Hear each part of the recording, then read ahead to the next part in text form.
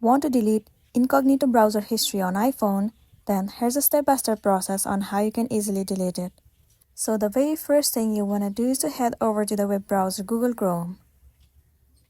Once you're inside the home page of Google Chrome, click on this three-dot icon at the top right corner of the screen, and then select New Incognito tab.